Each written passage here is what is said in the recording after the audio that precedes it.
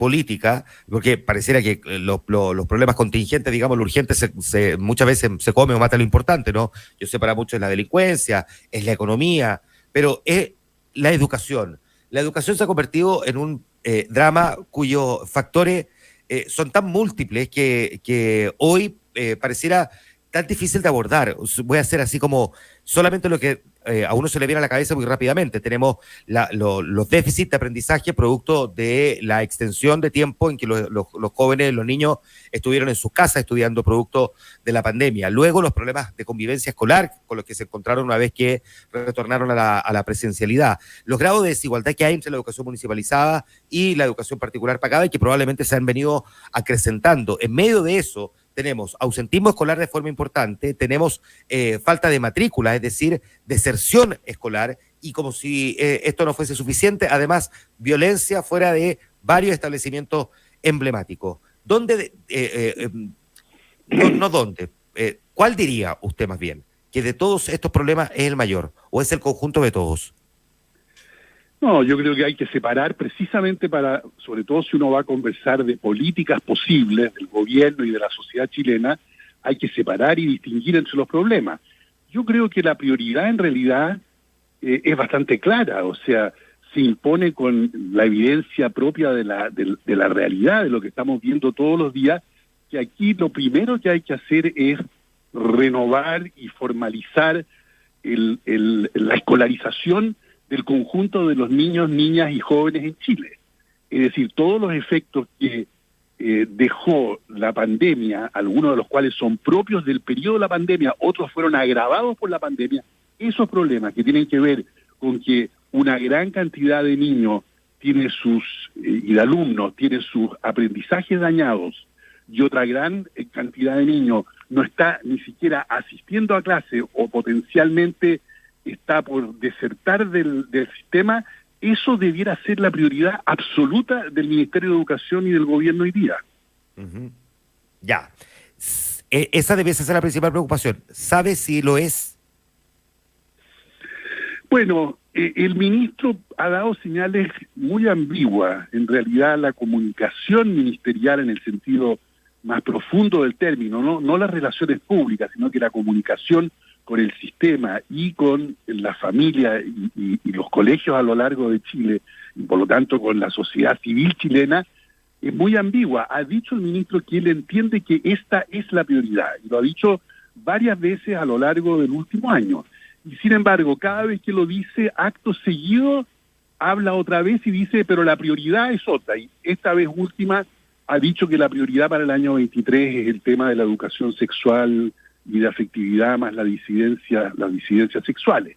Lo cual, por cierto, es otro gran tema, pero en realidad lo que hoy día está a la orden del día y donde el ministro además tendría la completa atención de los propios colegios, primero que nada, de la familia, pero además de la sociedad en su conjunto, es en la otra tarea, la tarea de normalizar la escolarización del conjunto de la población. En eso hemos retrocedido significativamente a propósito de los problemas de la pandemia.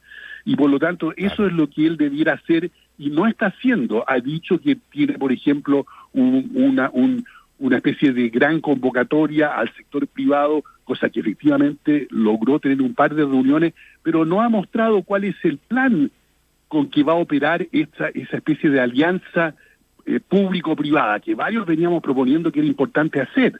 Lo empezó a hacer, pero otra vez falta la agenda de esa convocatoria, cuáles son las metas y plazos que se ha puesto para este año, cuál es la manera de ir evaluando los avances, cuántos son los recursos que va a destinar a esto y cómo en la práctica va a implementar este plan de normalización escolar.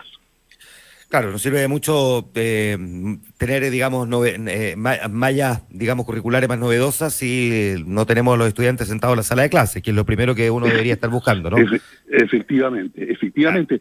Y hay problemas, además, fuera de los más dramáticos, hay este otro problema de ausentismo crónico que llaman. Exacto. Que significa que los estudiantes están yendo en un porcentaje tan bajo de los días que efectivamente no puede contarse como propiamente el proceso de escolarización que uno espera y que es el derecho de los niños y de los jóvenes recibir. Entonces, José Joaquín, ¿qué subyace a ese problema, diría usted? ¿Por qué tenemos niños que están yendo menos a clase o derechamente niños que no fueron matriculados? Lo primero uno podría interpretarlo como, ok, los niños pueden estar yendo menos veces a clase por, digamos, da lo mismo, decía los padres, porque están combinando probablemente los que están en educación media, quizá algunos días apoyando laboralmente a la familia, pero ya cuando derechamente los padres no los matriculan, ahí hay un problema que es de marca mayor.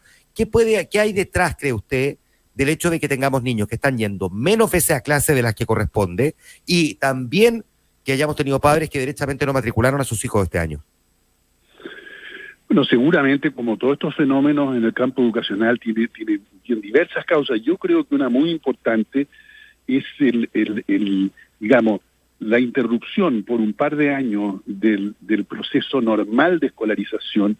Efectivamente tiene como efecto muy probable, pero eso habrá que comprobarlo con los estudios que se hagan y las evaluaciones que el Ministerio debiera estar haciendo, seguramente ha llevado a que muchas familias hayan perdido, digamos así, el hábito. No es tanto, es primero la convicción de que es fundamental que sus niños estén en la escuela, pero segundo son todas las rutinas que acompañan a eso, y todo eso se removió como en un cataclismo, digamos, y probablemente cuesta en muchas familias, particularmente familias con múltiples problemas de crisis en el hogar, económicos, culturales, sociales, de autoridad, de pareja, etcétera, etcétera.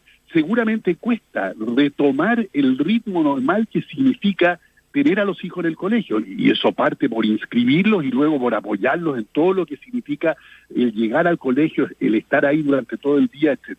Entonces, me parece a mí que esa es otra arista más heredada, digamos, de esta situación tan fatal y letal, digamos, de la pandemia, que hay que enfrentar primero que nada, en realidad, con una buena evaluación, y el gobierno otra vez está comprometido pero atrasado en hacer una evaluación lo más amplia posible para poder evaluar familia por familia, niño por niño, colegio por colegio, cuál es la real situación en que se encuentran tanto los que están yendo como los que han dejado de ir, ¿no? Claro. Y eso es un elemento esencial para luego hacer una política que sea eficaz. En digamos, esta descripción, este listado, por decirlo así, de los problemas con los que nos encontramos en materia educacional, hay uno que además le genera un grado de complejidad adicional, y es que teniendo a los alumnos en la sala de clase, hay un problema también de convivencia escolar que no ha sido menor, y que pareciera también tener un componente bien dificultoso de poder ser abordado, José Joaquín. Sin duda, y ese elemento difícil de ser abordado es un elemento cultural, generacional, social, digamos así. Es decir, ha ocurrido algo en la cultura del país y en el interior de las familias, que luego también se refleja en los colegios, de pérdida, puede ser anómica o como se le quiera llamar, pero de pérdida del sentido de las normativas, de las jerarquías, de la autoridad, del orden, y lo que es más serio es que muchas veces los propios directivos de los colegios, los padres en su casa y los profesores en la sala de clase, ellos mismos han perdido el sentido de la responsabilidad que trae consigo el ser una autoridad, no el ser autoritario, sino que el ser una autoridad, simplemente por la adultez, por la relación entre generaciones y por los roles que cada uno ocupa, digamos, en el juego educacional. Y eso efectivamente genera estas situaciones de inestabilidad conductual, las faltas de respeto que se habla, esta cantidad de golpes y de malos tratos y de insultos y de insolencia respecto de los profesores en los colegios, a veces respecto de los directores, luego transmitido a través de las pantallas de televisión largamente, digamos, generan efectivamente una especie de contagio de estas malas conductas y de estas malas prácticas que nos va a costar muchísimo solucionar, porque no es un problema propiamente del colegio, es un problema del conjunto de las relaciones sociales dentro de la sociedad chilena a la altura en que estamos del siglo XXI. José Joaquín Brunner, se nos va el tiempo, pero déjeme hacerle estas dos preguntas. No quiero desaprovechar su tremenda experiencia en materia política. Es probable que en estos días tengamos cambio de gabinete. Si se generara un cambio de gabinete, no le pido ni nombres ni ministerios, pero sí lineamientos políticos. ¿En qué no deberíamos perdernos o no debería perderse el gobierno al momento de hacer un ajuste en este sentido? Pensando en el segundo año de gobierno. Pensando en el segundo año de gobierno, lo más importante en realidad, antes del cambio de ministerio, es la agenda que lleva a ese cambio de ministerio, es decir, cuál es el perfil, el carácter y propiamente las prioridades que el gobierno se propone y con qué estilo quiere llevarlo adelante. Y eso cambia, digamos, el tipo de composición ministerial que se pudiera dar el día de mañana. Entonces, lo que uno esperaría es que el gobierno, cuando proceda, no como ocurrió la última vez, que fue todo ambiguo, digamos, que haya muy claramente una definición de la agenda para el año 2023 que supone tener prioridades, como digo, y tener el estilo más de negociación, de búsqueda de acuerdos y de consenso que el país está reclamando. Eso llevado al caso específico que veníamos hablando del Ministerio de Educación no significa nada de si hay que cambiar o no hay que cambiar al actual ministro.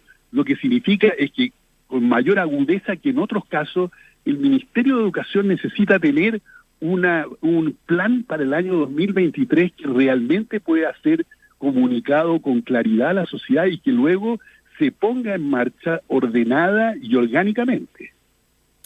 Muy bien, pues le queremos agradecer, José Joaquín Brunner, estos minutos de conversación también esta mañana aquí en Infinita. Muchísimas gracias, José Joaquín. Igualmente, que estés bien. Hasta luego. Un abrazo, muchas gracias. 8:31. Nos vamos a ir a la pausa comercial. Conocimos hace un rato